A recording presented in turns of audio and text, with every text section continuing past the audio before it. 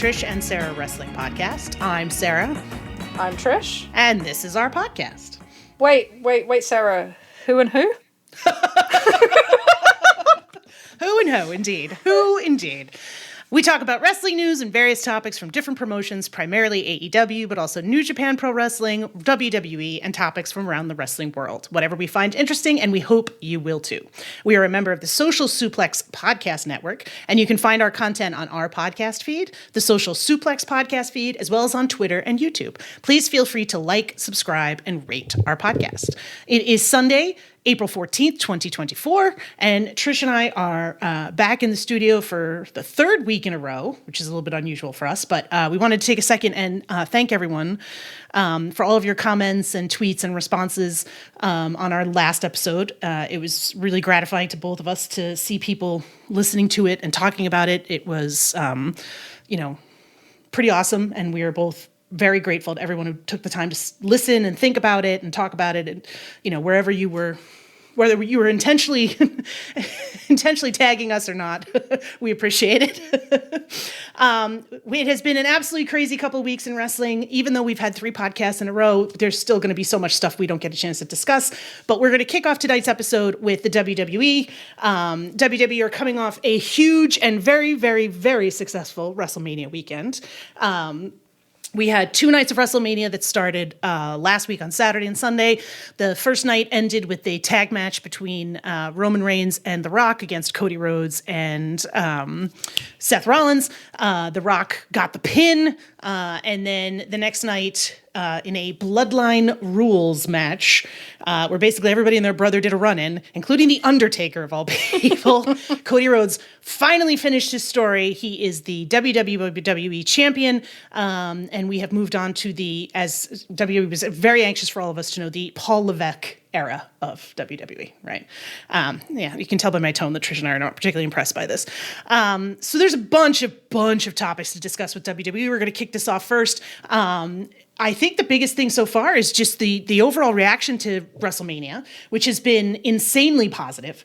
I think even more positive than I think Trish and I think they deserved. But Dave Meltzer was on Wrestling Observer Radio talking about how Cody Rhodes is possibly one of the greatest baby faces of all time. Brian Alvarez talked about how the WrestleMania was one of the best WrestleMania nights ever. They both discussed extensively how WWE and AEW essentially are the same in ring, which I don't know that I agree with. Trish, what was your thoughts about WrestleMania weekend and the response to it from the wrestling media? No one can deny that it was extremely successful. Right, it was very successful. Yeah, so they released a press release saying that they had 1.3 billion live minutes watched across both nights.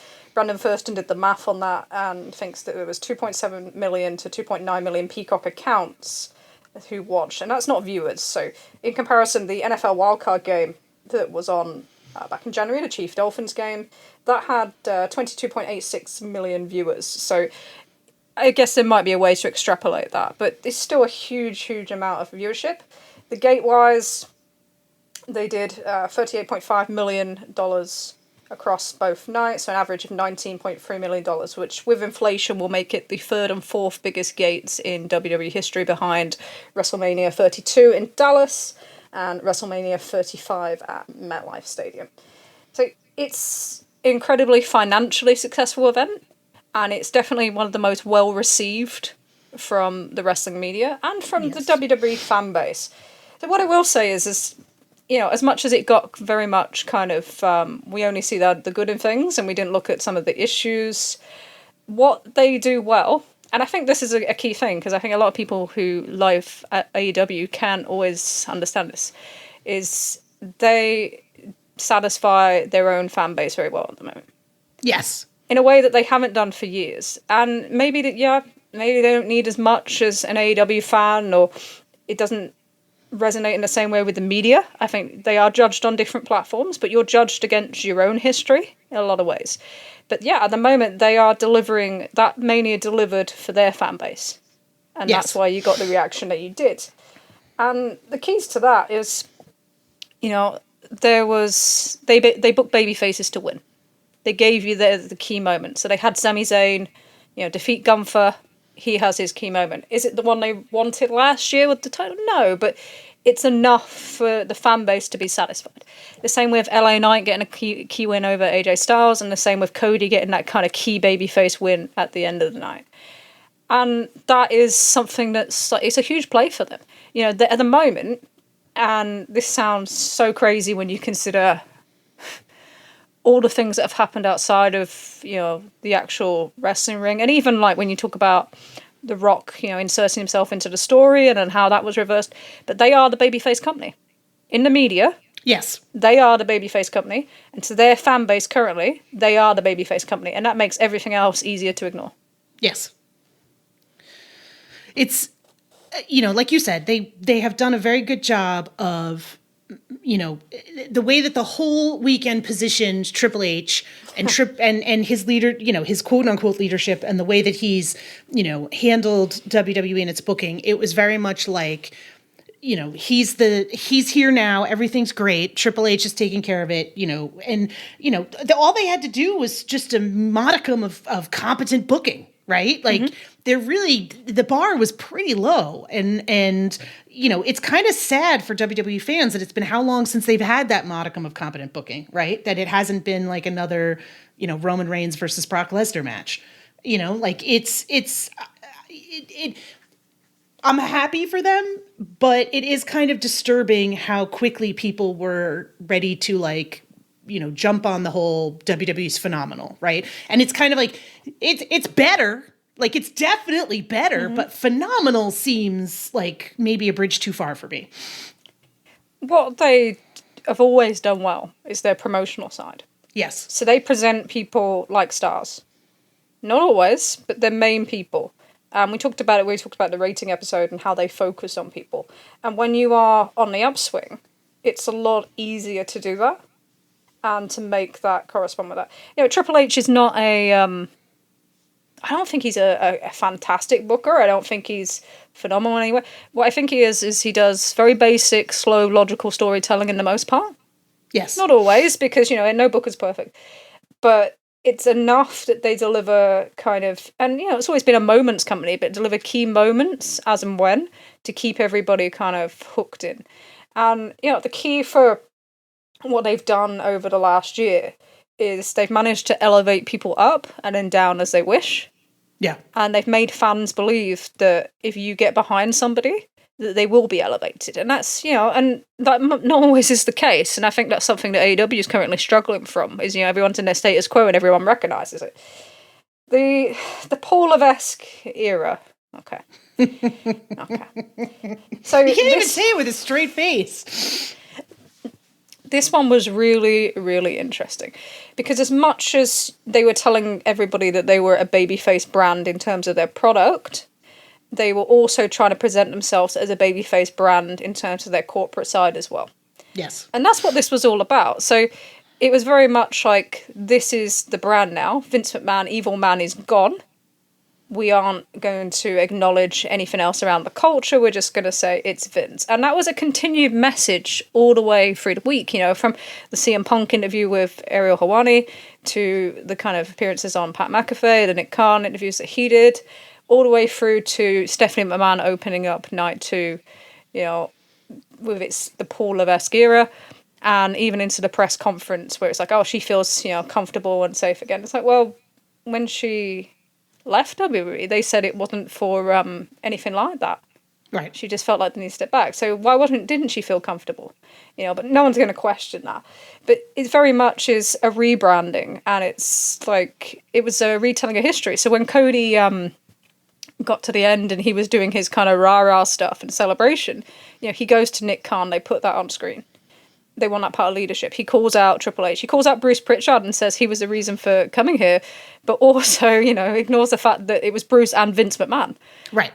So it was kind of that rewriting of history that WWE are so good at, in terms of, and you think about it, you know, everyone talks about WCW is just because of the documentaries that they've produced. So they are very, very good at that.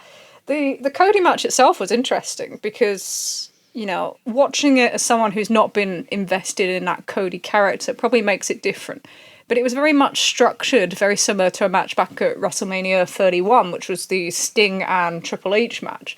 So you had 20 minutes of kind of very basic grappling with didn't feel like there was a massive amount of heat. And then they kind of had the Royal Rumble entrances to the point where I think at one point Solo Sikoa is actually looking up and waiting for somebody to run down like he's looking for a Rumble. So I can understand, it delivers in the emotion, and I can understand why people were so excited about it. And I don't know if it's something I'd want to do with a world champion at the end of, such a long-reaching story. But it's clear that it satisfied that part of the fan base. What I thought was fascinating was the responses to Raw the next night, right? Because Raw did a huge number. Rock showed up on Monday. He and Cody did another one of those 45-minute intro promos. He gave Cody a special present that nobody knows what it is. So now we have this mystery to occupy ourselves for however really long. Rock was like, I have to go back to my home planet, Cody Rhodes. You took care of the WWE universe. And jetted off in his fancy outfit. But most of the reactions I saw to Raw that night, it was very much reminded me of the night that CM Punk showed up after Survivor Series, where a lot of people were like, oh my God, they just had this incredible WrestleMania, and oh, the TV product is very boring now. Like, it's still boring. Like, there's not enough going on to get you super interested in a 3-hour Raw. And I don't know. That was kind of one of those things that kind of jumped out at me. And what I found was funny is even some of the casual fans that I know were like, yeah, it was kind of boring, and I don't really see there's a lot of reason to watch it until The Rock comes back, which I kind of was shocked by because, people were like, yay, Cody, but then it's like, he won, I don't, that was kind of a weird reaction to me. They've got a big challenge. So, their turnaround was based off the Bloodline story getting hot. And that actually happened before Triple H took power. That was happening while Vince McMahon was still there. But that was the kind of the first kind of building block. And then, acquiring Cody around that time as well. The Seth Rollins program was very, very hot. They sold out the building in Chicago for the cage match. And it had like a huge resale price. So they were kind of in the midst of that as Triple H came aboard. And then, it's managed to kind of continue to build. They've carried that momentum. But they've kind of reached that kind of end focal point where you have so many stories that have kind of reached an end. And, you're going to run into the same issue that AEW had after the Hangman Kenny thing concluded. And then they saw TV ratings drop for a period, and then they looked into the move to TBS in some ways. But you've had this consistent reason to watch for a long, long period of time. And, you could even argue that Cody was losing somewhat steam in January before the Rumble. And then this thing with The Rock kind of, if you watch the reactions to the end of the Rumble, it wasn't momentous. So then they had this thing with The Rock, and it's kind of re-energized that program. And The Rock's come in and been a huge impact to that business. Yes. And we knew back in January when we saw that day one rating that if he was all over TV, then they would be doing consistently, great numbers going into Mania. But now you're going to have, The Rock is back maybe, January? SummerSlam at best. You're going to have no John Cena. They used John Cena on Monday night for, I think, quarter 6 and 7, to tie in the start of the NCAA championship game. So you're not going to have that guy to help out your impact. You haven't got Seth Rollins for 4 weeks. Becky Lynch might be on a break as well. You don't have Roman Reigns. Yeah, that might be SummerSlam. So in a way, you've got the risk for them. It's actually more similar to, you think about AEW after Revolution. Is the stories that you have that follow aren't as strong as the ones that have come before, and the star power isn't as strong as what you had before, and that will lead to a lag in interest. And last year they kind of combated that because the Bloodline story was still going, and they did the huge tag in London with the Usos against Roman and Solo, and then into SummerSlam, where that story kind of petered out at SummerSlam, but then they had all the returns. They had Randy Orton coming back, they had CM Punk, who else? They had John Cena for that next fall period. So they relied on these things. The difficulty is that, normally you'd accept that lull when you know that we're about to go into the NBA, NHL playoffs and that sort of thing. But I don't know if he has the ability to do that, Triple H, because the way that Endeavor work is that you constantly have to deliver results. Yeah. And when he was put in that power position, I remember the initial Wade Keller report said, it's about accountability. So you can't live off the past. So he's had a great weekend. WWE have had a fantastic weekend. Phenomenal. But the way that they work is that you have to consistently deliver this. So you need to consistently deliver bigger gates. You need to deliver growth. You need to deliver these TV ratings. And, even though they've got the Netflix deal lined up and the USA deal, they also have no place for Raw in the fall. So you need to still be delivering something because you want to get that content out somewhere. That's still a deal that's kind of sat there. So, yeah, their difficulty is, consistently delivering these things. And UFC are very good at that. You look at the UFC show last night, I think it was a $17 million gate, biggest in that arena. And they consistently do that. You read the report after every kind of big UFC show, and it's like they smashed a gate, they smashed a gate, they smashed a gate. So there is this accountability that he needs to consistently do that. And it does make you look at, you take that top of that card out, and you are now going to take the top of that card out. Are they able to deliver the same things? Are they able to deliver the same numbers? And same with the houses as well. Like Montreal won't be at the level that it was for the last time they were there for the ones before Elimination Chamber last year. Can understand that. Sami Zayn, hometown guy. But you need to continually deliver these top numbers. And that's going to be a huge challenge this year. You look at their programs coming up for the Backlash show in France. And it's like, Bayley's in this thing with Naomi and Tiffany. Jey Uso? Jey Uso and Damian Priest, who's already being referred to as a transitional champion. Cody's going to face the winner of LA Knight versus AJ Styles. I'm not sure they will draw anywhere near as close of excitement as the what's come previous. There's definitely more of a lull this year. And maybe some of that is because last year's WrestleMania was less kind of star-studded in some ways. Yeah.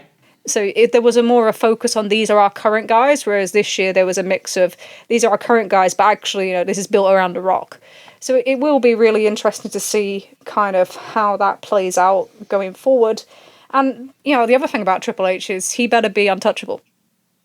Well, this is the part that I think is really interesting. And I think when one of the things I'm frustrated by with some of the recent coverage of WWE is the lack of a discussion about the risks that WWE currently faces, because they do face risks, right? We've talked about some of the risks from a wrestling perspective, but there's business risks that are associated with them as well. And when I talk about business risks and I discuss this, it's not to say that these things will happen, right? But there are some potential things that could be a big problem for them out there and down the road, and specifically out there for Triple H, because one of the things you could say about wrestling under Vince McMahon and WWE under Vince McMahon is that Vince McMahon was a wrestling promoter first. He may have not always liked it. He may have hated it. He had a complicated relationship with wrestling. But at the end of the day, I was thinking about this today. Vince refused for years to put an advertisement on the mat for any of his shows because he didn't like the way it looked and he didn't think it was any good. Vince is gone, and what did we have at WrestleMania? A giant Prime energy drink logo, dead center, which Cody kissed at one point, which is weird. Okay, so there were things, as much as we justifiably shit on Vince McMahon's wrestling promotion instincts, he did have them, and he was responsible. He was the person running the company, and yada yada yada. There's the people running the company now, right? So TKO is a publicly owned company. The majority of its stock is owned by Endeavor, right? Endeavor is also a publicly traded company. The majority of Endeavor stock is owned by a private equity firm called Silver Lake. Silver Lake made an announcement, I think it was this week, last week, that they are planning on taking Endeavor private, which means that they are going to buy all the stock that's available and they will own Endeavor, and that will be a private company. And one of the things that is the difference between WWE and AEW is that in the United States, publicly traded companies are required to disclose financial information publicly because anyone can go into a stockbroker store and buy stock in that company, right? When you have a private company, you are obligated to disclose less.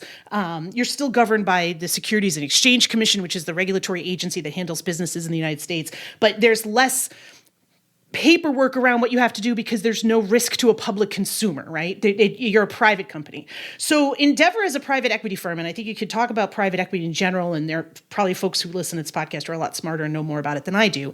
But the goal of a private equity company is to make profits. And Silver Lake has an extensive portfolio, you can go to their website and look, of a bunch of different businesses that they own majority stakes in or that they own. And the goal of this is to make profits. So for WWE, they are now going to be majority owned by a private equity firm, and they are no longer, the goal is for the number to go up. Right? They, like you said, Trish, they have to make more profits. They have to be more successful. And WWE has been tremendously successful in the last couple of years in terms of they've divested away from fan direct consumer payment, right? Where the money is coming from us paying for pay-per-views and everything else. Now the money that WWE is making is coming from media companies. It's also coming from municipalities because with the Saudi Arabia deal, the Kingdom of Saudi Arabia pays WWE to go and put shows on there. And that's now a model that they have incorporated with a lot of their other shows, right? WWE went to a smaller town in Australia rather than a big metropolis because the smaller town paid them. And I say smaller town, and these are cities, and I'm my Americo-centric. One of our Aussie friends is going to... I've infuriated at least 3 people that I know of. I'm so sorry. But you get the gist, right? So right now we're in a situation where a big show, I am confident that there's a marketing slide deck out there that WWE has and TKO has that they present where they talk about all the revenue from money that you can bring in. So my tax dollars are being used to pay WWE so SummerSlam can go to Cleveland or wherever, right? And that's part of what they are attempting to diversify and some of the stuff they're doing with media deals and their corporate partnerships, right? They're trying to make money. All of this is extremely important. And if the product suffers and that line does not continue to go up, there will be tremendous pressure on TKO and WWE to do something about it. And when that shit happens, what's the first thing that happens? People get fired. Right? Somebody in Triple H's position gets walked out the door. So it did feel and I thought about was it 2 or 3 weeks ago that you talked about this, Trish, where you were like, why is Triple H on the show more now than he's ever been? Why is Triple H the focal point? And Sean Ross Sapp had a really interesting article after WrestleMania that talked about everybody's so happy backstage, but one of the most ominous things, the most ominous sentence in that entire thing was the talent, this is a quote, the talent was told that Endeavor believes that anyone can be replaced in the event of misdoing, even important figures can be removed, right? Mm-hmm. That's chilling. But that was very similar to what happened with UFC. So yes. You had people that had lifetime jobs who suddenly didn't anymore. Right. And we've seen that this week. Yes. We've seen pretty much it felt like the entire talent relations division just kind of disappear into thin air, including somebody who'd been with the company for longer than literally their longest tenured employee. Yes, Sue Aitchison, who is the Senior Director of Talent Relations, was let go on Friday. WWE also let go with Executive Vice President of Talent Dan Ventrell, and Senior Vice President of Athlete ID and Development Trent Wilfiger was also let go. So they gutted their Talent Relations department. And you can actually see the reason for that because they have missed out on all free agents so far this year. And, picking up Tama Tonga is not the same as picking up Okada. He wants the grind, Trish. He wants the grind. Yes. Okay. Get myself in trouble. No, it's not the same. But all the kind of the people that could be potential difference makers, they've not managed to acquire. And Triple H can talk people down about the grind all he wants. They wanted these people. He wouldn't be talking about them if he didn't want these people. But they've also got, an impending contract situation. So you've got, just of the ones that we're aware of, Sheamus has had some time added on, but his contract's due up. Finn Balor's contract is due up this summer. You've got Drew McIntyre's contract due up, and then, his contract, I believe, is now going to run till after the Clash at the Castle in Glasgow, which I'm sure winning the title there is going to be dangled as on a fishing rod, isn't it? Yeah. And then you've also got, two of the most fundamental people in the last 5 years for them, whether you think of Seth or not. Seth Rollins and Becky Lynch. Becky Lynch, arguably the biggest female draw that they've had outside of Ronda Rousey coming in. So they're not small names, and I'm sure there's other names that we don't know about.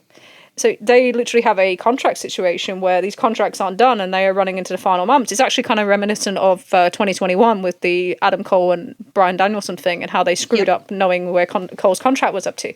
So it makes absolute sense. It was interesting to hear Dave Meltzer say this weekend that there are some criticisms of Triple H inside the company.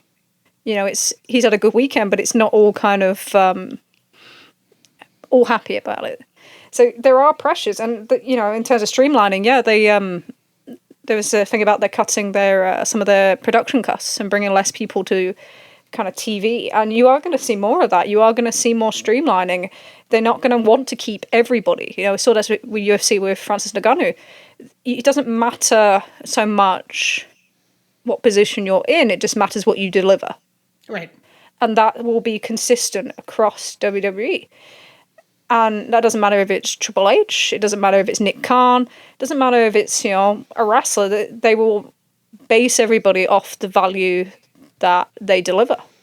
And that's a huge change. It's a huge change. And it's different from Vince McMahon and kind of, it didn't matter, did it?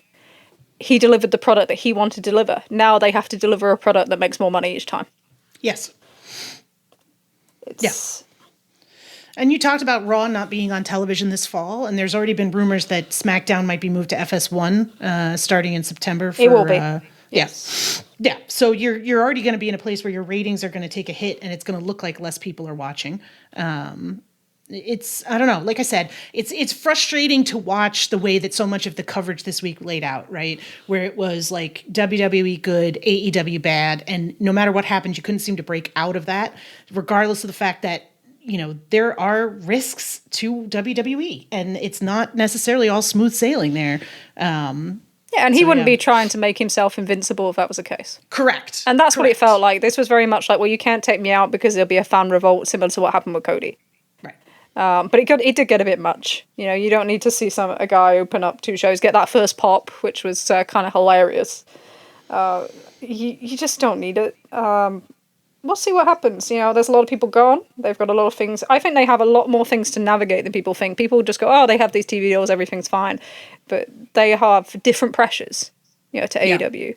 And I'm not surprised that we've seen this. It was successful. It was, it was very well received event. I expected, we always get that hyperbole whenever there is anything like this. Yeah. So I wasn't entirely surprised. And Nick Khan is very good at his media job. Yes. He controls the media like for anyone else. From the Ariel Helwani thing at the very start of the week with CM Punk and the lines that were spread out there, to the kind of constant kind of jabbing at AEW that was done kind of all the way through the week. And then even you see Bubba Ray Dudley out there as a referee, who's on one of the most successful radio wrestling shows, who bashes AEW on a regular basis. And you're like, you can see his media strategy. He's very, very clever at it. And that kind of feeds into everything else in terms of, and very good at parroting the right phrases as well. How many times have I heard the words WCW 2000 in the last 6-7 months? Right. And he infuses that, that they have lines that they go with. So that's been very much part of it. But then it's funny that I don't know if they expected a bite back on that media strategy. It's, I think, understated in all this, and I do think people realize this, but it's worth saying again. Nick Khan's career started, once he finished his lost career, he started as an agent, and he represented sports and broadcast journalists, right? Mm-hmm. He first came into contact with Triple H because he was Tim Tebow's agent. He was Ariel Helwani's agent, and to Ariel Helwani's credit, he's not shy about saying that. He's disclosed that repeatedly. But Nick Khan has these relationships with all of these different media personalities, and I think forget wrestling. There are a lot of professions where relationships are very important, and I think it's understated that it doesn't necessarily have to be a campaign, a specific campaign, as much as is, hey, we love Nick, he's a great guy, he's with WWE now, let's talk about this, let's promote this. I think a lot of people sometimes are very quick to say, well, AEW needs a PR strategy and AEW should do this. And I'm certain there are probably things within AEW with PR strategies they could do a better job on. But it's not like WWE and AEW are not at the same starting line when it comes to this stuff. WWE has this incredible advantage, not just because of the fact that it's the market leader, the fact that it's been around for 20 years longer, but because of the relationships that someone like Nick Khan has within just the media, sports media and journalism in general, right? And that does a tremendous amount in terms of pushing that PR positively forward for WWE. And he fully understands that, you control the media. It's much easier to control people. Yep. People parrot things on a regular basis that come through them channels. Right. And also, it's it's kind of funny that they thought they had complete control of the media this week, and then AEW kind of threw a wrench into that. Oh, yeah. And that week that they thought, because the thing about WWE at the moment is they are very sure of their identity. They are very sure on their product, and that allows them to kind of look and venture into other people's realms. So whether that be trying to look at, building more international relationships with other companies because they feel that's an advantage. That his whole thing is to pick off the advantages that he feels that a company like AEW would have. Right. And one of the first things he did was realize that there was this media thing of everyone thinking WWE is awful. And at the time, AEW was hot.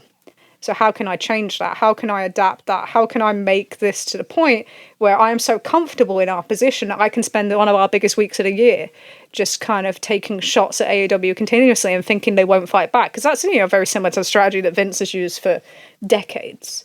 But that's kind of the basis of it. Should we talk about the fight back and that thing I said I would never talk about again? And I put it in a box. We put it in the box. We put the box in the closet, and then 4 hours later, we went, fuck. Nobody is ever going to believe that timing wasn't intentional, are they? Yeah, no, never. No. You know what? Let's let things work to our advantage sometimes. Sure.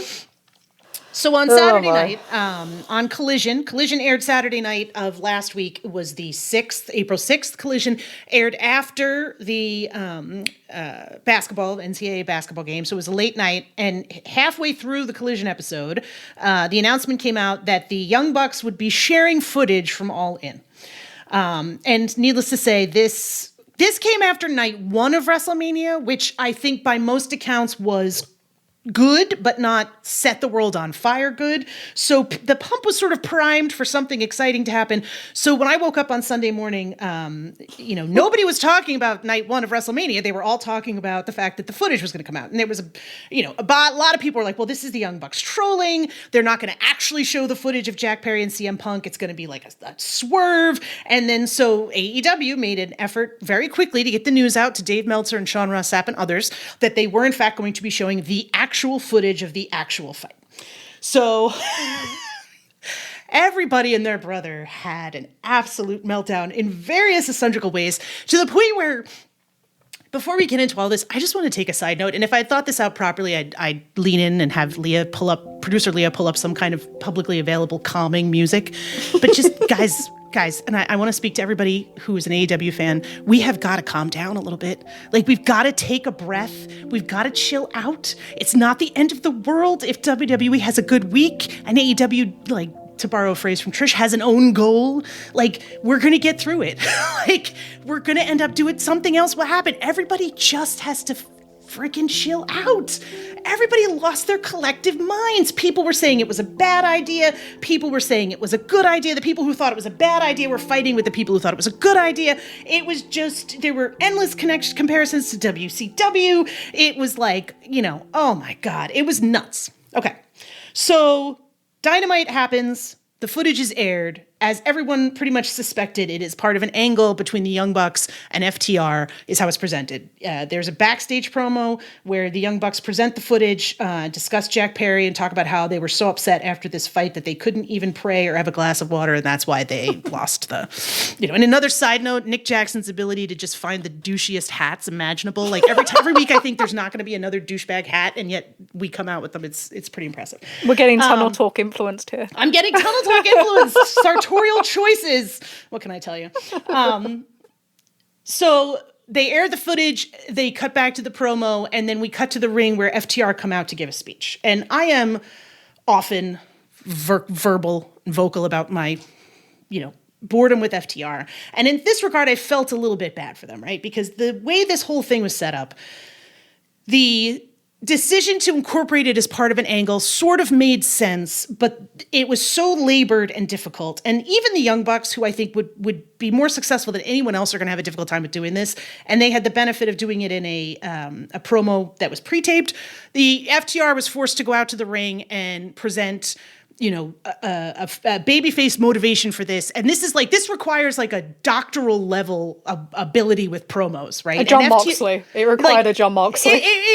FTR, God love them, they barely have a high school diploma in promos. Like, they're just not good at them. And like, so you're asking FTR to go out there and have a reason for this. And again, it ultimately boiled down to, we want to be the best tag team in the world, which is just guys, you got to come up with something else. We got to come up with something else. I need another reason to invest in FTR other than that they want to be the best wrestlers in the world. Okay.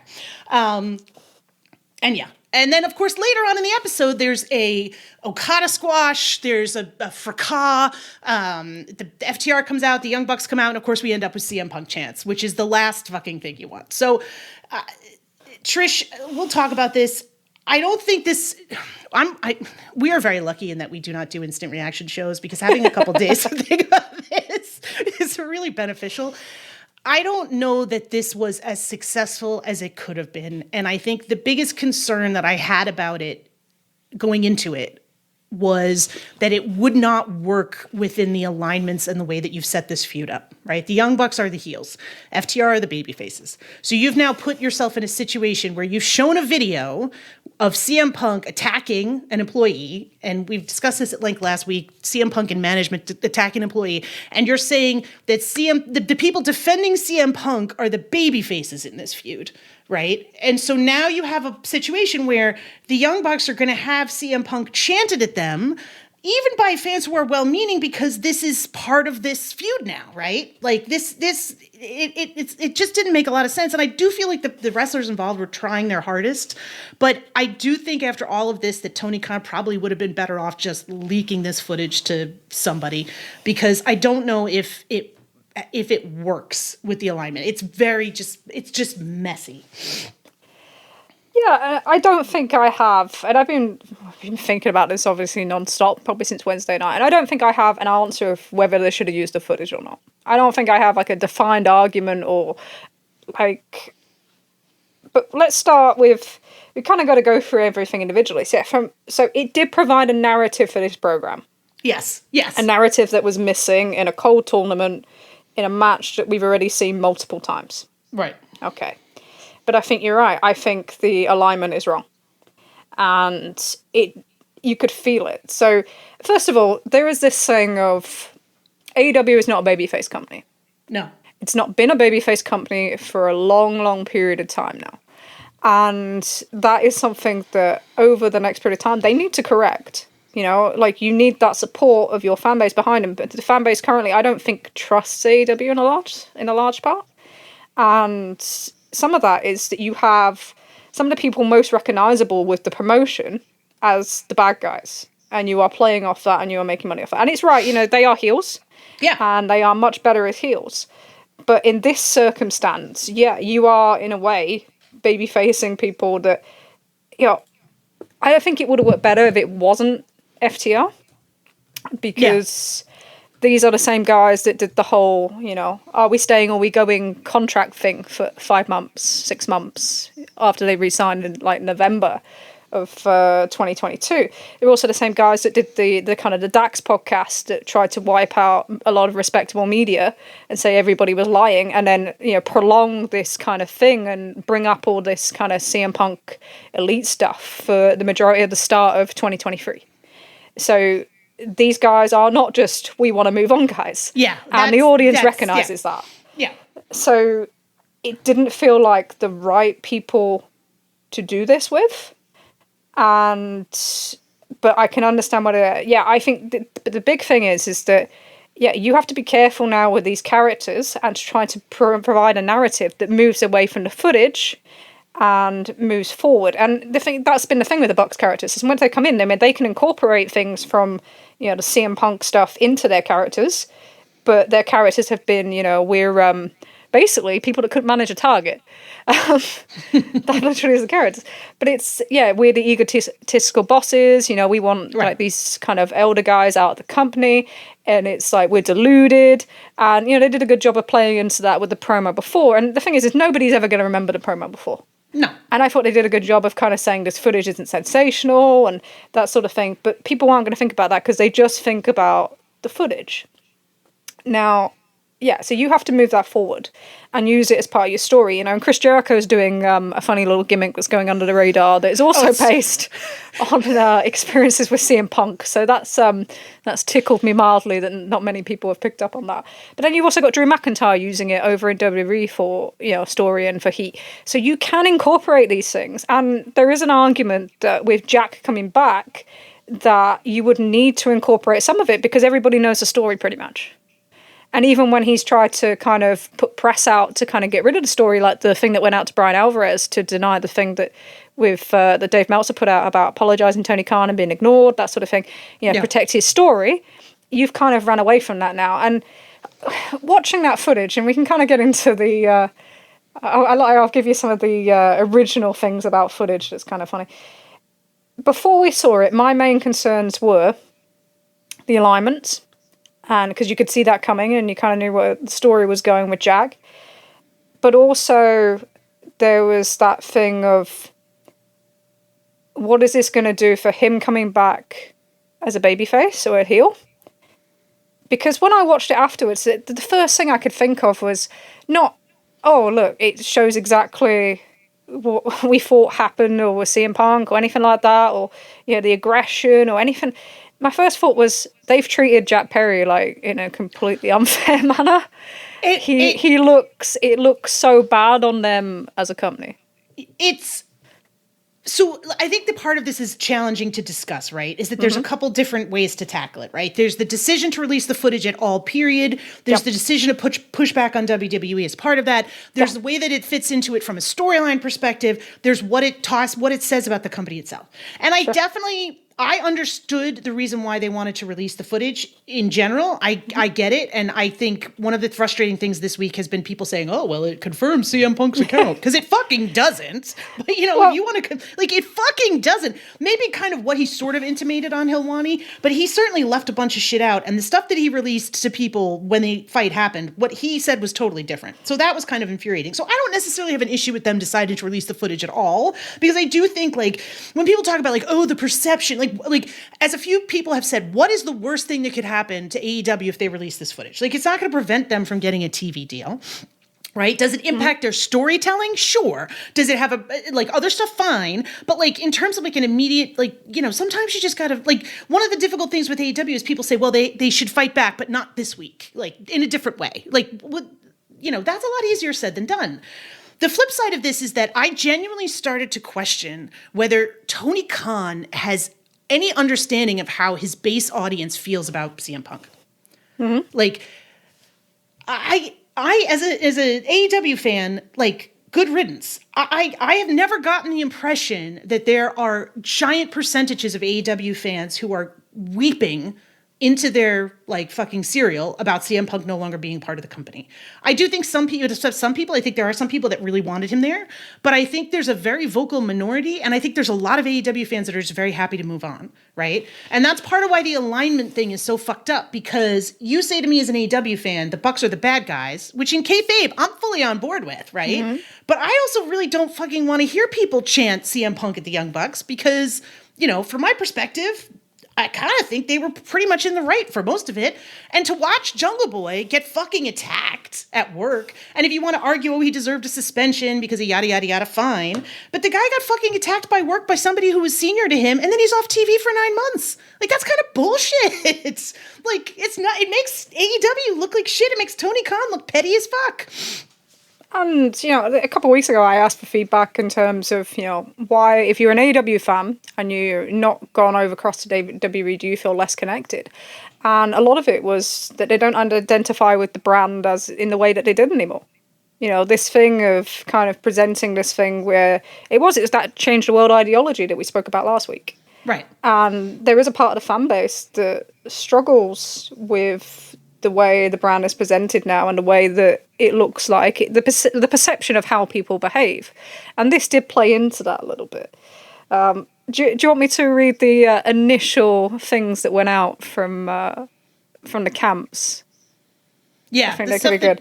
Stuff that the Punk camp was sending out to people about the fight right after it happened. Okay, so the original description from PW Insider, okay, was, as you might imagine, depending on who is telling the story, it either begins with Punk going after Perry or Perry confronting Punk. It's been back and forth as to who to blame and where blame is being placed, depending on who is telling the story. There was shoving back and forth from there. The story is that the Punk either punched or choked out Perry after the shoving. So that was a neutral thing. Okay? Yep. The original one that Punk gave to Fightful is, we have learned at least one side of the story, which claims that Jack Perry approached CM Punk backstage and stepped into his face and bumped Punk. Punk was said to allegedly then push Perry. Perry allegedly then came at Punk and got choked, quote. We haven't heard a particular type of choke or who broke things up. Okay? The Perry version, which was in the Observer that week after, was that Punk said the words to the effect of, "You know I could fuck you up at any time, right?" Which Punk has now admitted to on the Ariel Harani show. That version was then pie-faced Perry and tried to put on a guillotine and also threw some punches that were awkward from the position Punk was not doing any damage, while Perry grabbed Punk's arm to try and keep him from locking in the move. Samoa Joe came in and quickly broke it up. Perry didn't have a bruise or scratch on him past those that he got from the match. Interesting, isn't it? Yeah. See, the thing is that people say, oh, it matches Punk's version. And again, it was like very much half-truth. So you can see that he was the aggressor, that he wasn't being responsible, quote unquote. And the original things, the descriptions that he was giving people suggest that he knew that he was wrong in terms of being that guy that went to Perry. Right. So that was why they kind of created the perception that he had stood to him. And the other thing, thinking about this actually, was my concern is that people would, and I know other people raised it, is look at it, he did lunge towards Tony Khan. Yeah. But that isn't said to be the incident where he said he feared for his life. In fact, there was another incident which Wade Keller said was in Punk's dressing room that was reported that week, which was also mentioned in the Observer the week after, which was described as another situation after the match involving Khan and Punk.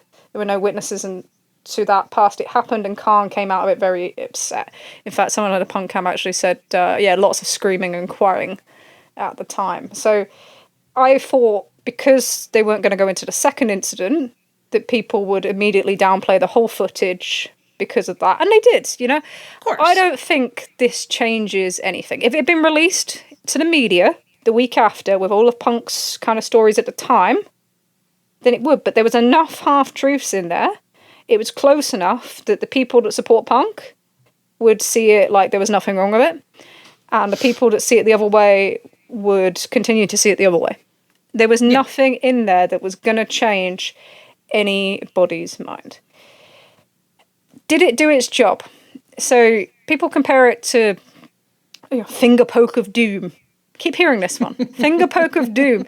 I don't think half the people are old enough to have actually witnessed the finger poke of doom, let's say it. And they probably just think of that WCW documentary. I'm pretty sure.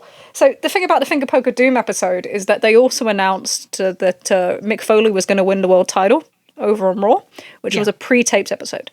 And that cost them 600,000 viewers that changed from Nitro to Raw. So the measure and the finger pump of doom. All right, you popped me with that one. But the measure of the finger poke of doom is that it was a ratings disaster. And then they had continually kind of drops in ratings for the next several months, to the point where they went from, an average in January 99 of 4.8 rating to, by the time they got to June, they were at 3.3. Thanks, Peter Edge, for the figures for that. So was this a ratings failure? And this is what it was going to hinge on. So we'll talk about why they released the footage in a second.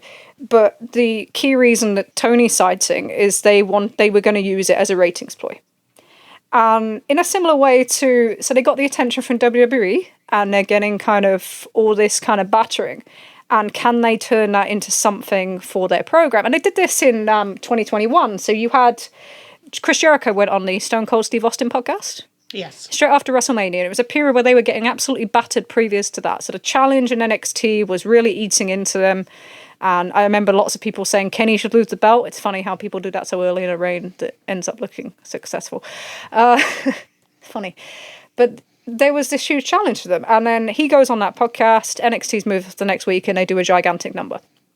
And part of that was they gained extra attention because of the attention that WWE put on them. Right. And this felt in some ways that they were doing a similar thing. So they took that attention from WWE and they wanted to turn it into a rating. Did it do it? Yeah. Yeah. So they delivered a 0.30. Highest since January 17th, which was the Hook Samoa Joe match, where they used a similar tactic. They used a similar gimmick. Because this is a gimmick, The idea of putting something like this on your show as a gimmick to drive a rating is not a new concept. It's not even close. And it's something that, WCW used in the past. It's something that WWE have used. It's been a consistent thing to do. So it's kind of funny hearing people say, like, it's the end of the world and no one should ever do it. But yeah, so it did do a good rating. I think the standout in the rating was the 18 to 34, because the last 2 weeks with all the kind of WrestleMania stuff, they have really, really struggled in 1834. It's nosedive. And I always say, the quick three ways of getting 18 to 34 is to do a big match between, 2 stars, or a return, or, like a retirement, whichever way you want to look at it. These people coming back from old actually triggers the younger audience far more than the older audience. And then the other one is to run a gimmick. And this is the gimmick. And the bit about this is that you want that audience back, because next week you're going into the playing games right before, the pay-per-view. Then you're going to be into the NBA playoffs. Then you're going to be into the NHL playoffs up top. Coming straight out of that, you're not too long off till you're into the Olympic Games. Right. Coming into, and then so forth and then we're into political season. So, what we talked about with ratings, with rankings, if you're going to keep your high ranking, then you need to be able to put up that number as big as possible. And you want to be delivering, this is the key thing. So as much as the ranking's important, they also want to be delivering as high figures as possible, because that's going to affect their value in their TV negotiations. Right. And he has chased ratings in the last few weeks. The Mercedes Moné coming in so early on TV was because they were chasing that rating. So this is a part of that. And, it was successful. Even when we look at their strategy. So they actually use a similar strategy. Do you remember when MJF did the shoot promo? Yes. Yeah, back in June 1st on 2022. They used a similar strategy where they put, a recognizable name up front to do the lead-in catch him. And then they ran his promo and then into an ad break. So this time they did it slightly differently. So they used a recognizable name. They used Adam Copeland. They did the Samoa Joe angle as Swerfest. But the first match, they used Adam Copeland. So he will keep that retention. They put 2 of their big angles out first. So they did the Samoa Joe Swerve Strickland thing, and then they did the video for the Trent Beretta turn. Yep. So the idea is that they know people are going to tune in big from the start, because they don't know when this thing is coming, and that's kind of the hype that's built up. So you get all your important stories out there early. You try and keep as much of the audience as possible by keeping the screen kind of there as long as possible. So there's 2 picture-in-picture breaks in the first half an hour. And then they ran an ad break right before the footage, because they knew that they'd get that retention back. And they did. They went from, when they started the promo, they come out of the ad break. So if you ever want to know how long a full ad break goes down to, they actually dropped from 950,000 before the ad break to 646,000 with a full ad break. So it's a huge impact. So when you're looking at quarter hours and stuff, you have to take these into account. But they come out of the ad break at 809,000. And by the time they get to the main part of the Bucks promo, they're up at 928,000, 917,000, back to 920 just after the footage. And this is mostly powered by 18 to 49. You actually find that 50 plus actually drops. And then once you get to the FDR promo, you drop from that 920 to 838K by the end of the promo. But it did its job in quarters that normally wouldn't deliver that. And then people stuck around. They stuck around to the end of the show. So as a ratings thing, it worked. And you can use other things now going forward to that. You've got people to come back. Moxley's back on Wednesday night. Yep. We can talk about that in a minute. Yeah, we'll come back to that one. But that's a big guy to get back. You've got other people to come back, whether it's Adam Cole doing things on TV or on a regular basis. MJF, who I imagine will be back by UBS, Forbidden Door at UBS Arena. I think that sets a day for him. You've got Paige to come back. You've got Christian, who's conspicuous by his absence at the moment, to come back onto TV. Yep. So you have these things, and returns are always good for that.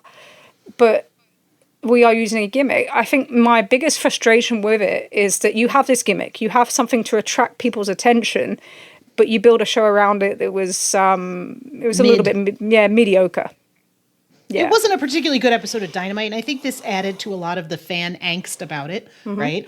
Is that, a mediocre episode of Dynamite causes people to lose their minds to begin with, right? Sure. So that's on top of that. And then on top of that, you had this footage and that the angle was kind of about it. And so I think there was a lot more distress than there would have been if you had had an absolute kick-ass show with some phenomenal matches, even if they had done what Collision last night did, which Collision this week was a much better episode of the show than Dynamite. I don't think we can disagree with that. But yeah, I think, yes, from a ratings perspective, this was successful. From an angle perspective, I would say I didn't know. Part of the benefit here, though, is that we have Windy City Riot to look at, right? And the reception that Jack Perry got as part of that show, which was pretty much incredible. And I think if you want to look at the success of this, there is something to be said for the way he was received at that show. I mean, the reaction to him, it was the hottest match on the card. People were absolutely going nuts for it. People were cheering the hell out of him, which I think is, again, a bigger problem that you're going to have, right? Because you're bringing him back as a heel. Again, you're showing us that this guy's a heel, but I think to a lot of people in AEW's audience, they saw that video footage and they think, this poor fucking guy, right? He's a baby. He is a scapegoat. He absolutely looks a scapegoat. Yes. You can't claim otherwise. No. And yeah, so in terms of Jack, the big challenge is when you bring him back, I think I would put him with the Bucks still. I know people have suggested putting him in straight babyface, and you want to do that, but put him in the Bucks. It's good for him for experience. It's good for him to have people behind him while he's in a more high profile role. And don't let him out by himself. It will benefit him. But my most important thing was there was two things. So, and we asked our friend Mike that went to the show. He pointed out that people had fun with it. And it was very much different from the reception to Matt Riddle, which was much more uncomfortable.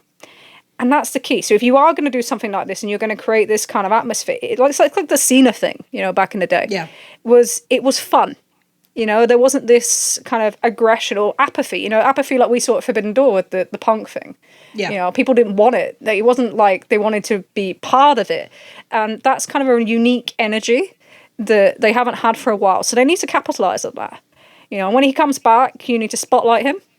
And also, you need to have that merch ready, forget your normal kind of barriers that you put to these things and it needs to be on a cycle and wait. No, everything needs to be ready to go. You need to promote this guy. This is a unique opportunity provided by circumstance.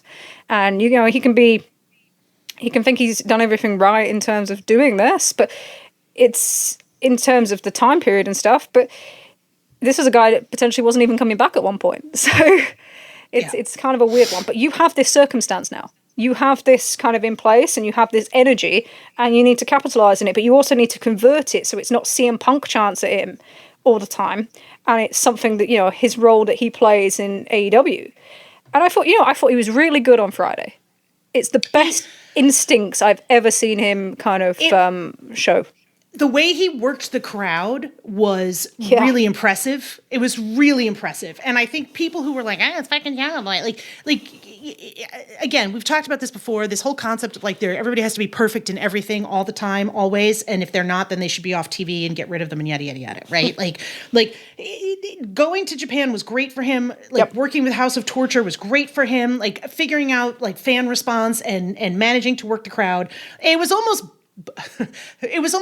Young Bucks-esque in some ways, right? The way that he leaned into the reception he got from the crowd. And like you said, every fan knows the difference between when the crowd is really mad and when the crowd is playing along. And it was very clear that the crowd was playing along and everybody was having a good time. And I think there's like, why you want to squander something like this. Like you said, make the promotion a babyface again, right? Like, this is an easy way. This is a shortcut way to do that.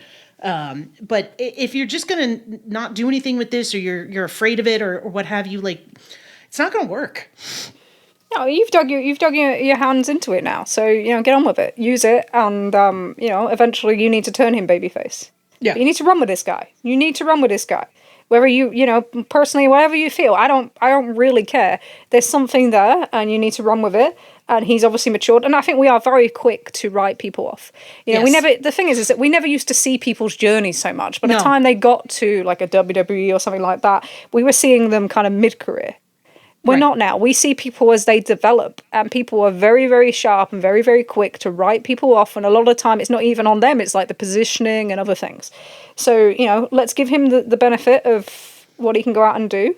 And yeah, you have to figure out a way to give him a key point in your show, just as everybody else. And that will only benefit them. That female 18 to 34 number, that was crazy. It's not just because... Crazy. Yeah. So, highest female number since like fucking January, Trish. It was insane. Yeah, so there's a funny little thing about that. And people are like, oh, they just want the drama or to see the Punk footage or they're into Punk. But that demo has never been into Punk.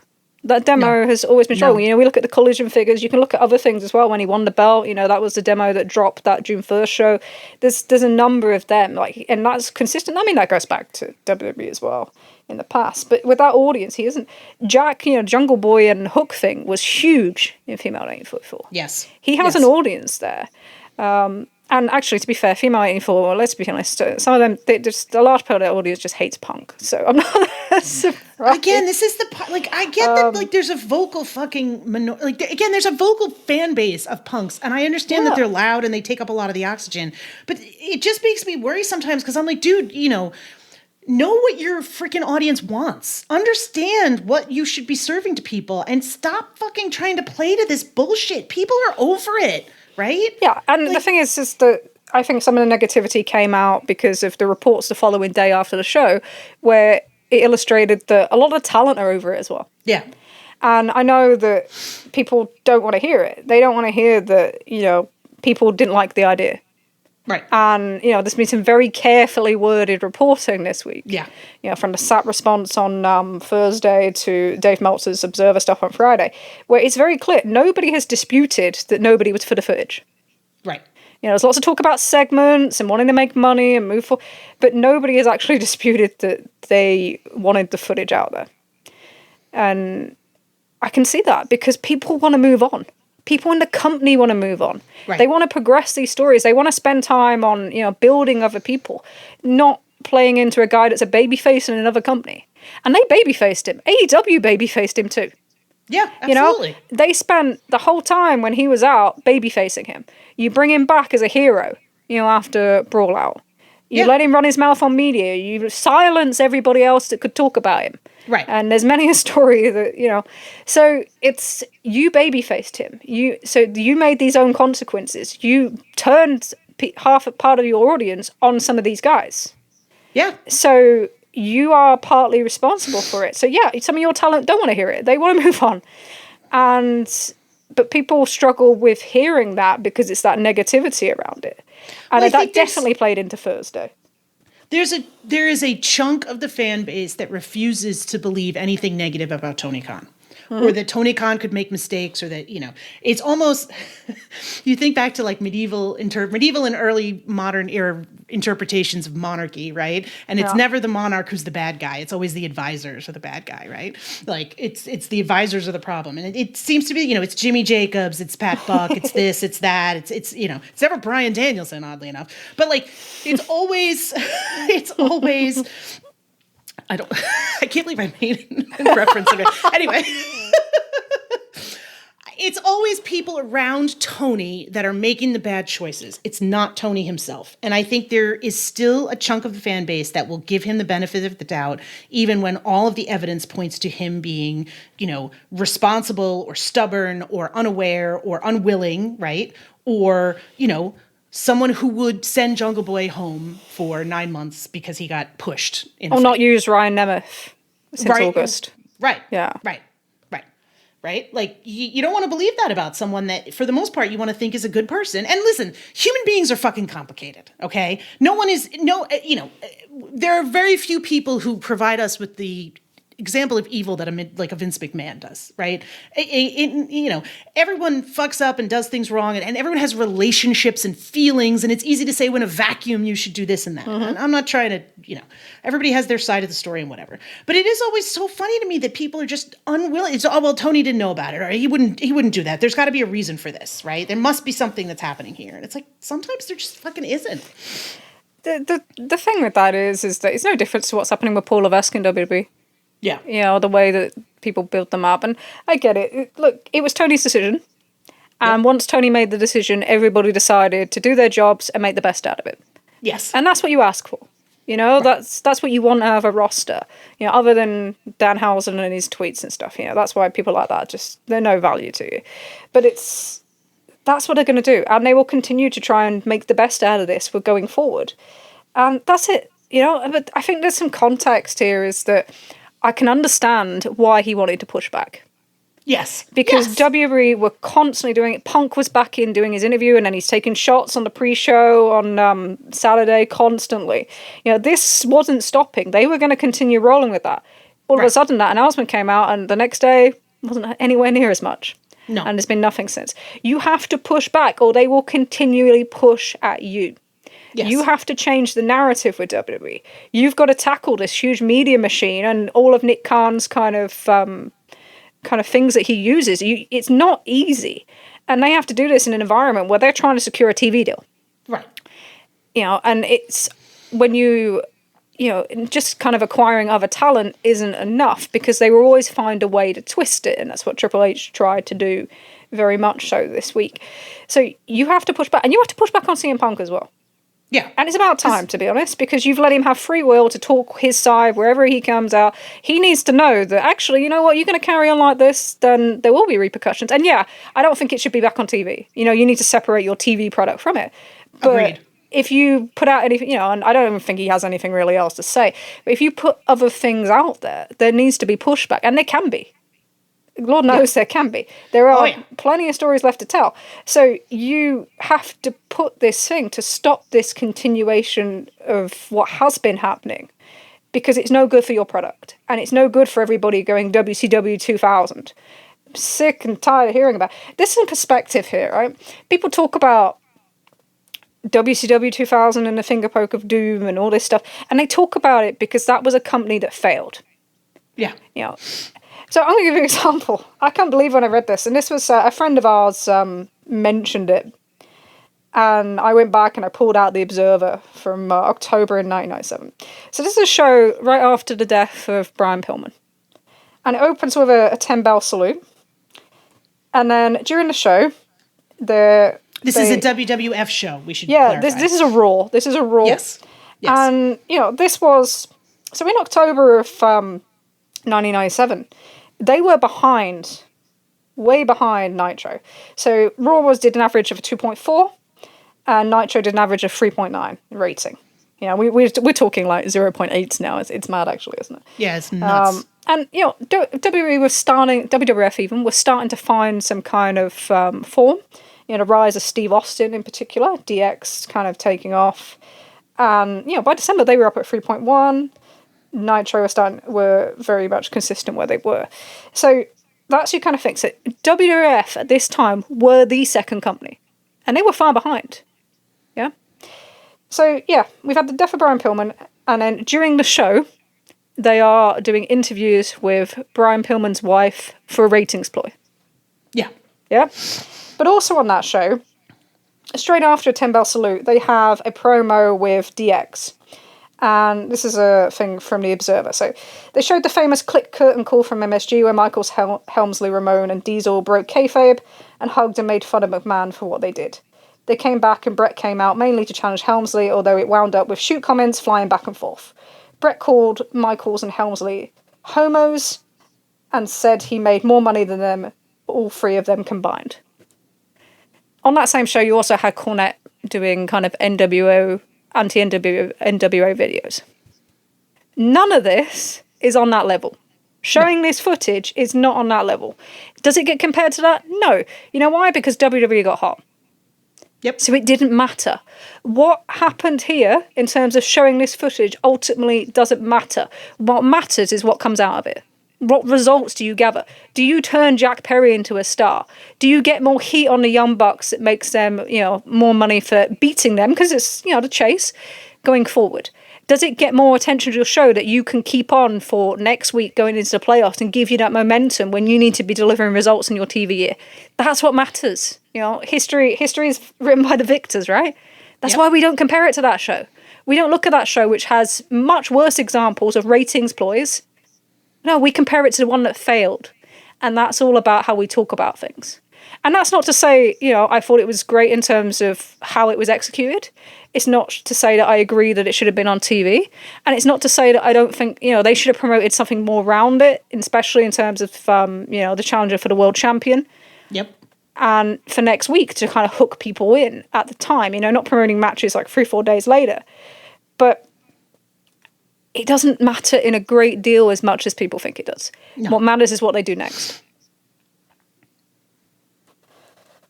I feel like we can put that box away now.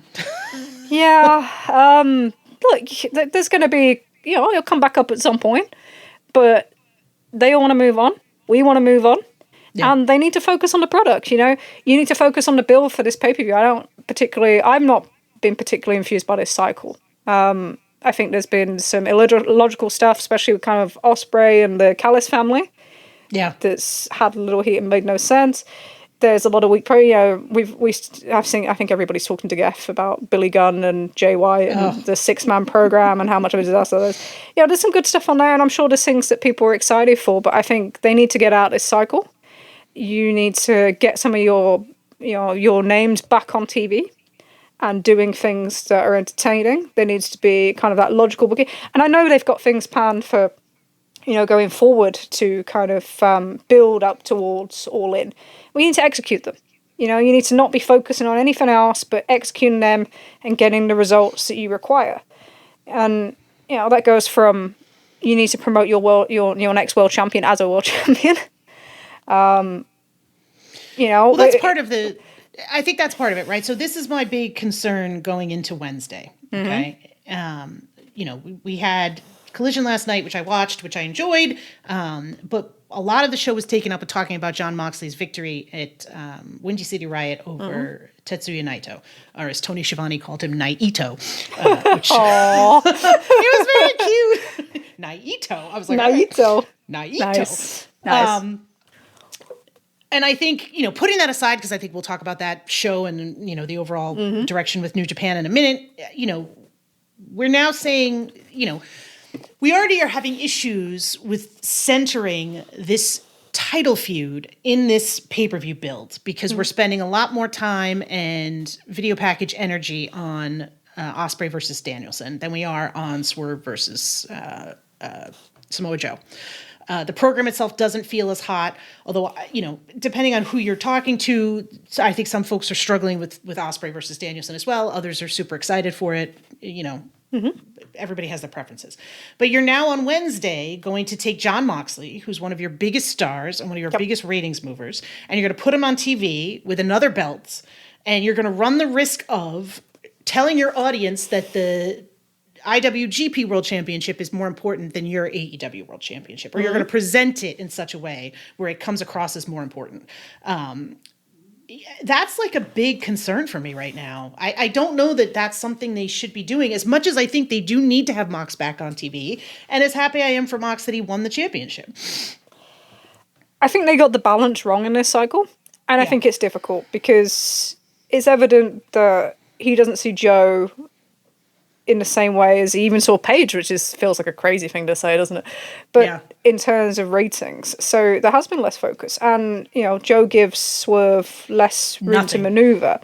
So, but the key is, the thing with Swerve is, and he has become a little bit of our talisman, I think, about this, is when you look at WWE and their successes, it's that they are able to elevate upwards. And people buy in that they can, even if they don't. This is Sami Zayn, right? He gets elevated all the way up. He comes back down to his normal level. But people accept that because they saw him go all the way up. what happens in AEW is you have your place. And you can beat top guys, but you still have your place. Right. Eddie Kingston, I always bring up that example. You know, you can beat top guys, but actually you weren't treated as a big thing when you lost the belt. You were still the guy that you were. And people struggle to get out of that structure. So now we've got new people coming in, and you'll get someone like Ospreay or Okada come in, and they are treated as the top level star and positioned like that. Right. And you can have a Brian Keefe come in, and he will be treated as he's a jobber, and that's his level. And we don't see people escape their levels very often. No. You know? When was the last time? Maybe they claimed? I was trying to think about this, but is that the last time somebody moved levels? Yeah. I would probably say the Acclaimed. I think you could argue MJF, but I think MJF was always he was always set up for that top level. He was always presented at top level. I would probably say the Acclaimed. I think you could argue, at least most recently, yes. Yeah, and that's a long time ago. So people struggle to escape the kind of ceilings they're put on. Swerve is the first guy, probably since the Acclaimed, that is nearly able to do that. Yes. So you need to, you have to tell fans that they can trust you, that when they get behind somebody, you're going to get behind them. Yep. Whether you believe in it or not. You can't lose that. That's such an important thing in wrestling, that people believe, I'm really into this guy, therefore I'm going to be rewarded for my investment. So you have to focus on this guy. And you haven't done it so much in the build. You know, you've had new debuts coming in, you've had this and that. Whatever, that's done. Okay, so you need to make, he needs to cut a babyface promo on Wednesday night. And you need to make that moment, I believe it'll be a dynasty. I've always believed it's going to be a dynasty now, ever since they came straight to it after the pay-per-view. Yes. You've put yourself in a position now where there's no way out of it. They went straight back to it after a week. I wasn't a big fan of that. When somebody turns babyface, they need a setback and they need a bit of a longer chase. Yes. Or you can do the Austin 98 thing where they can win the belt, but then they lose it quickly. Right. We are now in a situation where you can't do either of these things with Swerve. Okay? So you can't do that next kind of pushback because you went straight to that match and it's a one-on-one. You can't get out of it in that way. The best option would have been to find a way to get the belt on Page and then have him chase Page down the wall. And we haven't got that. That's always been my thing. That's always what I thought they should do. You now have a point where I believe he'll win at Dynasty. You then have to focus on him. You need to have the right people with him. He needs to face an experienced heel. Yep. Which is why we was going about Christian Cage. That is the only guy I can think of on the roster that fits that thing currently. And then you need to do that Hangman program. You need to do that program. Because that's where he gained the most momentum, and Page is such an easy guy for him to play off. The key thing is that, you can't overshadow him. So if you're going to have all these other belts and you're going to put all these people somewhere, then you need to be really careful with that. There's this undercurrent of you have Danielson versus Ospreay, where Ospreay beats Danielson. And I believe from the promos that that video they showed on Dynamite, it certainly seems like it now. Yeah, it made the story Danielson going, on a losing streak and losing belief in himself seems to be that story. So that feels to me like, okay, so Ospreay would be surely like very high in the rankings. So how do you get out of that one? That's a key question. Yep. And then that brings us to kind of the Wembley thing is you have to keep him hot as a babyface. You need to give him focus. You need to not make the mistakes that you made with Adam Page. He's not coming in as hot as Page or MJF did. So he's going to need more focus than these guys did. But also, the idea, and I know why people are so into the Ospreay at Wembley thing. I get it. It makes sense in terms of if you don't think about it too much. I don't think there's anything in the current numbers that says you need to speedrun this guy. No, I don't either. And I think there is this tendency of Tony to want to jump to that next generation and his chosen guys to kind of get over the things that, funny enough, this kind of release of this footage pulls him back into. Like he can just move on to new people, but I don't think it works like that. It doesn't work like that. We've seen that in the ratings, when we lose people. So... But you have to concentrate on this guy. And if you were going to do that at Wembley, so you're going to tell me that you're going to have your first ever black male heavyweight champion, and then 3 months later you're going to have this guy booed in the biggest stadium show they do each year? Yeah. Is that what you're aiming for? Is that what you're aiming for? Do you understand how that looks? I'm sorry, right? I know people don't want to talk about this stuff, but do you understand how that looks? And then if you were going to take the belt off him and he'd have one of the shorter title reigns, like... You got to be really careful. You have to make this guy work. And he's talented enough to do it. And he has crossover connections and that sort of thing. You have to make him work. I don't care what you wanted to do. You know, this is where Tony struggles sometimes, is he has a destination. This pay-per-view has felt like that as well. He has a destination, and he doesn't want to adapt from it. No. So sometimes he'll give you like the Thunder Rosa run. He'll give somebody a run, but you can tell when he doesn't believe in it. The same way when he didn't believe in the Adam Page run because he was already on to wanting Punk and Max. Yeah. So you can tell when and the audience can now as well. They're used to that structure. So you have to make this work, not just for Swerve, and because you can make this guy, and he's more than talented enough to be in that position, but for that audience to show that you can reward that investment in somebody. Well, it's the frustrating part right now of a lot of the Swerve dialogue. You know, Swerve's not ready, Swerve's not the guy. And I'm like, how much of the way that the promotion is presenting him is factoring into how you feel about that, right? And that's, in no way do I want to negate anyone's feelings. You know, people are allowed to feel however they want to feel. But I do think there are times where we have to take a deep breath and say, do I not think he's the guy, or is the promotion telling me that he is not? Because they are centering someone else. It's the same thing they're doing in WWE now. You know, look at on Raw, look at how Damian Priest was treated compared to Cody Rhodes. Right. They told you Priest is not a long-term investment. He's not a centerpiece guy. You know, we give 45 minutes at the start of the show to Cody Rhodes. We did a thing, and that's what you should do with a champion. Let's be clear. That's it. You know, but when you have another guy come out halfway through the show and he's kind of in the background and they call him transitional and it's very clear that he is, he's not the guy.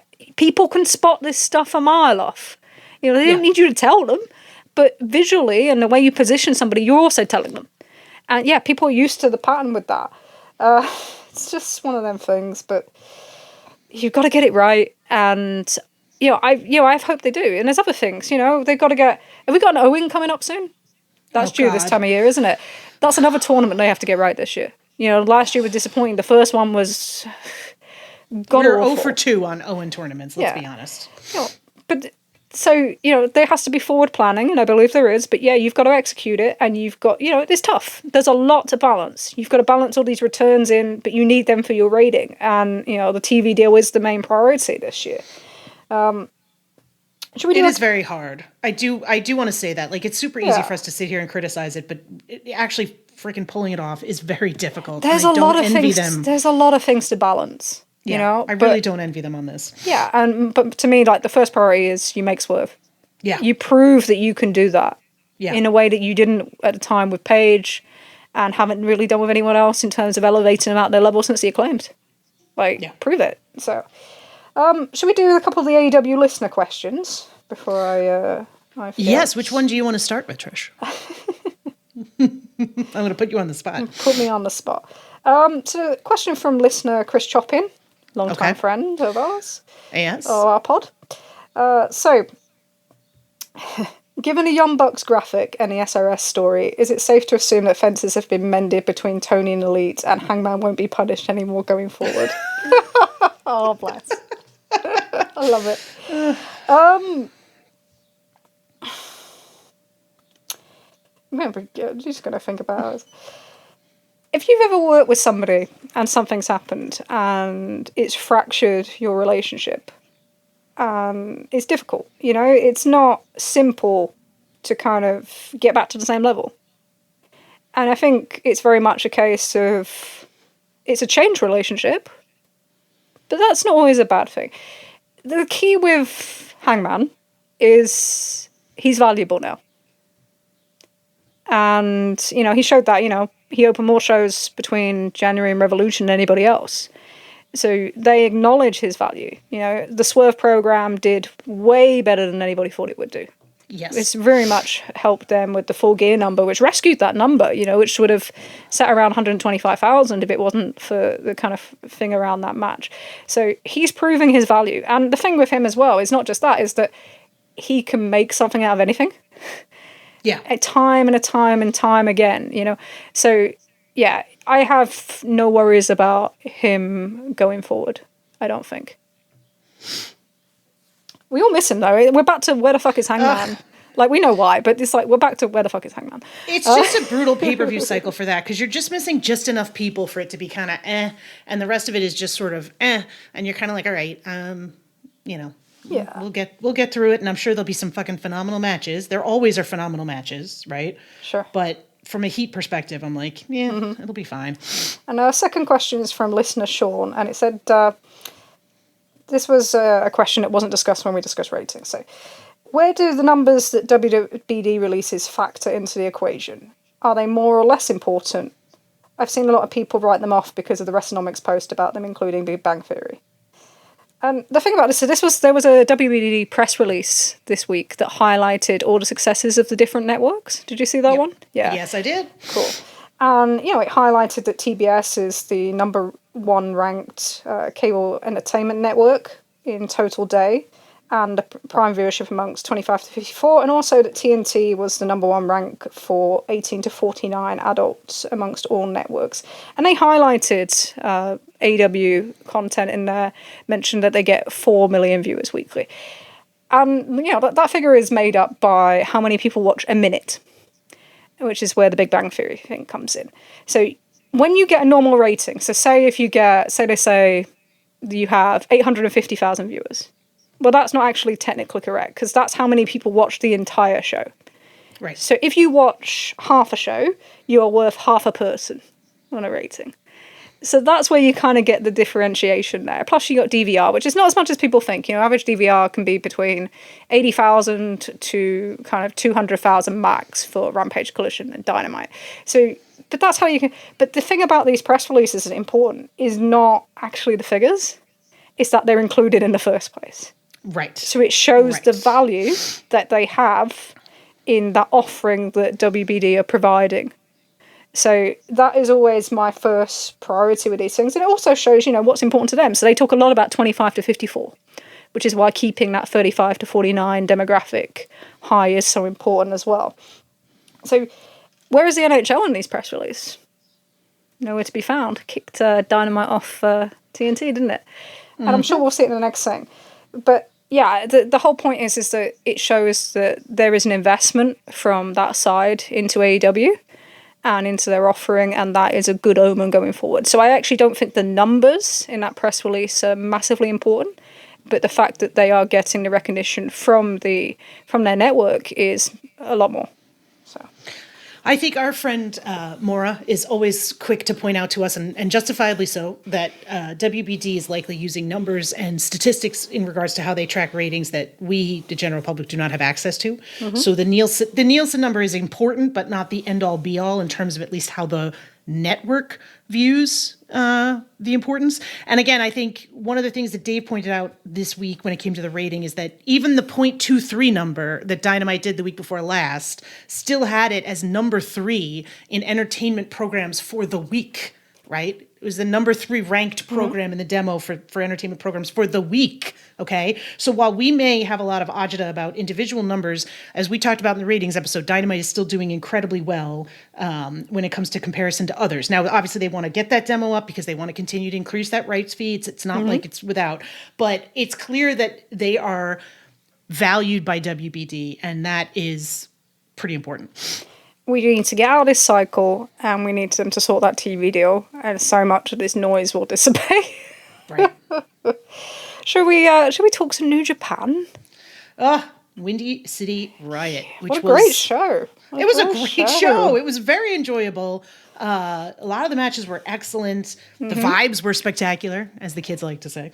I feel like everyone thinks I'm going to be crying in this segment.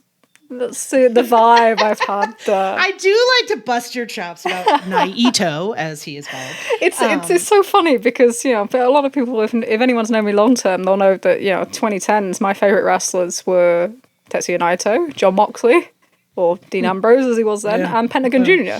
So it's not like I'm that sad. But the funny thing is when we did the episode where I kind of went off on this as a business case, the next day I found out that Moxley was winning. And then I talked to our friends at Keeping It Strong Style, and they'd heard it from a completely different source, which is always good, because if you get source material from one source, especially if it's secondhand, if you get something direct, it's different. But when you get something secondhand, what you're really looking for is somebody else to kind of confirm it with a different source. Yes. And that really helped. So as soon as I got that, I was like, oh, for fuck's sake. It was literally like before our episode even came out. So that was kind of funny. But yeah, so there's a lot of things to discuss with this one and with Mox. I think I'm not against the decision. I think you can see it going back to Tetsuya Naito. Yeah. I think, you've got... So there was a Body Slam report, and I'd like to get somebody else to kind of look at the last part of this, which said he is going to work with Dontaku, he's going to work Dominion. Obviously, we know he's going to work Resurgence. And they said he was going to work Kazuna Road, which is not a tour running this year. Instead, they're running the New Japan Soul Tour from the middle of June, starting in Hokkaido, and ends on July 5th in Adachi, Tokyo, at the Budokan, which happens to be Naito's hometown, and he promised a Champions roll call. So, interesting. So, yeah, a lot of people... So, one of the other things is when we found out when we got the kind of thing about Moxley was you go and you look at the schedule. And Dontaku suddenly had an American flag all over it. Resurgence suddenly had a world title defense straight after Dontaku. These little things where people went, oh, okay, this is just kind of confirming a little bit more what we already knew. And this is another thing, you look at that schedule and you think, I don't see a way that belt doesn't go back on Tetsuya Naito by the 5th of July. Yeah. But the thing about Jon Moxley is that, and I said, I'm going to repeat a little bit of stuff I said on Keeping It Strong style, so apologise for anyone that's heard it on there already. But this is not a guy that's going to sit at home with the belt or not be able to get over and because of visa or whatever else like Kenny last year. This is a guy that is going to go and work these shows.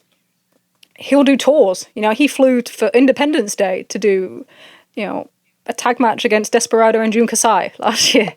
Right. He loves New Japan. Sometimes, I often wonder he loves it more than AEW, but he loves New Japan. And this is a huge honour for him, and it's something he's always wanted to do. He's also really great at working with young talent. We've seen it with Wheeler Yuta, we've seen it in many of the matches that he's had, Garcia, whoever. He's really good at that, and they have a lot of young talent that's still very green and needs that kind of extra thing to him, and he's more physically able to do that than Tetsuya Naito. Who probably provides a different thing to learn. So it's an opportunity for him to go and do that. They've set up a match with Ren Narita. Tokyo Sports seems to think it's a Dontaku. The post-show comments seem to think it's a Resurgence. So hopefully we'll get some clarity on that in the next couple of days. And then there's a match with Shota Umino. And the fact that they're doing that so early suggests that it's not going to be a long run, which I imagine will be at Dominion because that will be 5 years from their first match together. At Dominion. So that makes sense. And Moxley, they won it in Wintrust, the way he won his AEW title.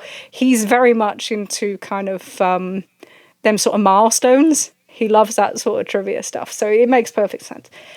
But and the thing is, you got to ask is, what would Moxley have done in AEW this year? Yeah. If he'd stayed in AEW and he wasn't doing this New Japan run, what was he going to do? He spent most of last year putting people over that they didn't do anything with after. That they didn't do anything with. So, he puts over Adam Page. We all know what happened there. He puts over Orange Cassidy. Orange Cassidy goes back to the same spot, and actually, then the person that beats Orange Cassidy is now a lower spot than he was. Yeah. He puts over Eddie Kingston, and then Danielson puts over Eddie Kingston, and rather than making anything out of that to make the match with Okada bigger, it's a random TV throwaway match where he's the secondary, and now the pay-per-view match is Okada and Pac. So he has done his best from his personal perspective to elevate people, and then they haven't made potentially what they should have of them afterwards. But he's 38, He's not some 50-year-old guy that's got no knees or struggling physically or can't deliver. This is one of your biggest ratings draws, arguably the most consistent ratings draw in the last 5 years. And one of your best wrestlers, and he's in the prime of his career. And these are competitive people.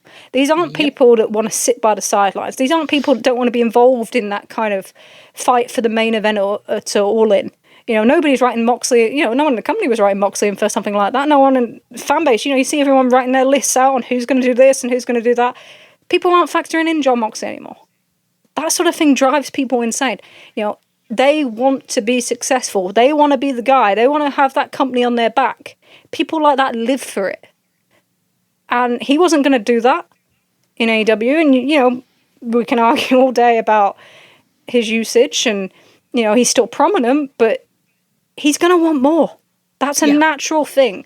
So this gives him the opportunity to do that and to move away, and to come away a little bit from being on TV every week in AEW and make him, make the fans kind of recognize him again.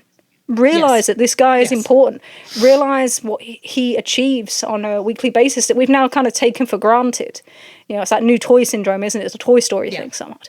So it's a perfect opportunity for him to have this kind of short run, to draw some houses. You know, the New Japan number was 6028 for this show. I know WrestleTix had a lower number, but it's hard to compare because we don't have a WrestleTix number for the Cow Palace. So if we go off the New Japan numbers, it was slightly lower than the Cow Palace. So yeah, Kenny and Cody are still safe, bless them. But it's hard to explain to people how good this number was. You know, it's dwarfed every number from New Japan since the dual show with Ring of Honor at Madison Square Garden. You know, it beats the first night of Tanahashi and Okada in Dallas. So if you compare it to, you think about Ring of Honor, right, gets all this kind of TV hype, and they use Jon Moxley for shows. None of their attendances have ever got really near. I think they've had one quite close, but never crossed the line of the Kenny Omega Cody Rhodes match at the WrestleMania 34 weekend. And that's with all the TV exposure and all the press things behind it. You can argue that New Japan have far less of that these days. Yeah. Than ever before, because their market share in America especially has been reduced because of the presence of AEW. So this is a big number. This is a big feather in the cap of both Jon Moxley and Tetsuya Naito. You know, that guy that's not popular in the US, by the way, who actually got a bigger reception than I was going to say, Jon more Moxley. people were cheering for him than they were for Mox. Funny how that works sometimes in the US, isn't it? But yeah, it's a huge number for them. And the other thing about Moxley, where I can see the reason to do this is, you know, they run their pay-per-view solely through New Japan World for the outside of Japanese market. I think it was on TV Asase in Japan. So they want people to subscribe back to World. Yes. You know, they changed World last year, and when people talk about the Q4 or the Q2 figure in Japan as it is for that last part of last year, one of the biggest impacts was the change to World and that loss of subscription and not having a show immediately to pick them up. And I don't know if Wrestle Kingdom this year did what they essentially wanted to do. It's not like when Kenny went back, you know, that would actually, in hindsight, if you could do it in a perfect world, Kenny going back this year after that change would have been much more kind of influential for them. So you now have an opportunity to kind of build up your world subscriptions and using a guy like Jon Moxley to do so in the West, but then also having Best of Super Juniors, getting him over there in Japan, and then getting it back onto Tetsuya Naito to have the young guys chase through the G1. So you can fulfill many different things with this. So yeah, I think it's a good move for Mox at this period of time. I think it's going to work for New Japan in a lot of ways. It's going to work for Shota Umino, who I thought looked fantastic on Friday compared to recent stuff. Most comfortable seems to be in his skin is when he's in the US, which is quite worrying in a way. I don't take him like he's. But you know, that's important as well, because the aim should be to establish Shota, especially because he's the most well-known of all the younger guys to the US and the Western audiences. So if you can establish him as a future guide to that audience, it's going to help you moving forward, and that should be a primary reason to do this. I think it makes sense. You know, I think AEW will miss Mox, but I also think, like you said, there's a degree to which, like, what is he going to do? You know, and given the amount of people he's put over that they are still stuck in the spot they are, I could understand if he has any frustration about it, right? It's one of the more challenging things, but I also think it sort of indicates, you know, not everybody's always, it's clear that in AEW, not everybody is always on the same page with creative, right? Yep. Like that there's things that occur where it's like, okay, you know, there's clearly compromises, and you can kind of, you know, is a tag title ladder match now. I knew you were going to do it. I thought you held off for like... I held off. 5 seconds, and then you were like, fuck it, I'm going to fuck it. Yeah. It's I don't care. But it's that kind of stuff, right? And that's natural, and that's understandable, okay? You know, creativity and art is compromise. It's, especially when you're working with other people, you have to take their needs and their feelings and everything else to account. And I think it's natural for AEW fans to want people to just fucking cooperate, but it's also natural for people to not fucking cooperate sometimes. And, you know, to quote a tattoo on a tremendous human being, it is what it is. Sorry, that's my Louis Tomlinson. Boy, I veered the off guy into from random One places Direction today. Yeah. Oh, okay. It's been a long week, friends. It has. But yeah, I don't think that there's any necessarily bad things to it. And I do think Mox having something to do while taking some time off from AEW TV is not the worst thing in the world. Because I do think AEW fans could take him less for granted. I think he's still going to work AEW television. They need. Oh yeah. He's not disappearing forever, but he'll be in and out. But they know they need him. I think the last few weeks have established how much they are missing, their top kind of centerpiece guys. And to be honest, there's people, it sounds harsh, but there are people where not only do you miss them on screen, but it doesn't feel so much like AEW when they're not on screen. And I think that's very valid. And this is still a company that's kind of finding its identity still. It had one, and then they kind of blew it up. And now they kind of can't work out what it is, and they have this mismatch. So, yeah, but you need a Jon Moxley on screen. But, yeah, it'll be exciting to see him in New Japan. It's exciting when they do something different. I wish there was more opportunities for some more of the other top men and women to do that. But, yeah, let's just get through this pay-per-view. Get them set up. Stop talking about CM Punk. And let's see where it goes. I think it's going to be a pretty interesting summer in all regards. So, yeah. I've been very happy on this podcast, haven't I? It's very weird. You are. I always enjoy when you're in a good mood, Trish. Yeah. Thank Mary Earps. Yay. I wanted my Wembley pun in there somewhere. I was like, we're going to talk about Wembley. There we go. All right. Okay. So thank you to everyone that's listened through this episode. If you have joined us for the first time for our normal episodes, this might be a bit of a shock to your system. So this has been the Trish and Sarah Wrestling Podcast. We are produced by the incredible Leah, who can get a show out in one day that now everybody thinks we did on purpose. So incredible. In fact, we hadn't even finished our after discussion, so that's it's just it's such a help for us. So yeah, and thank you to everyone that's picked up Tunnel Talk off the back of it in recent weeks. It's so great to see feedback in places that I don't expect for Tunnel Talk. So yeah, it's a phenomenal show. Give it a listen. It's not going to be everybody's cup of tea, but you can't hurt yourself by trying something new. And Tunnel Talk, Ali and Leah have some of the most unique takes on AEW in general. So I can't recommend it highly enough. It's a laugh. It's just a freaking good time. Wrestling can be fun. It can be fun. Wrestling can freaking be fun. It's not all angst. We are a proud member of the Social Suplex Network. You can find us in the Social Suplex Discord. And if you want to drive at me about Naito, that's where to find us. But you can also find on their website all the other great shows, including One Nation Radio, Keeping It Strong Style, All Things Elite, Imp's WWE Adventure, Wrestling Art with Chris, and as the aforementioned Tunnel Talk. You can also contact us you can find us on Twitter at Trish Spears 48 or at Sarah Graps or the show Twitter. God, I can't get my words out today. The show Twitter at Trish and Sarah. You can also drop us an email if you want us to answer any questions, either on the pod or through reply at trishandsarahpod@gmail.com, trishandsarahpod@gmail.com. And I think that's it. We're going to have a 2-week break. We're going to come back after Dynasty.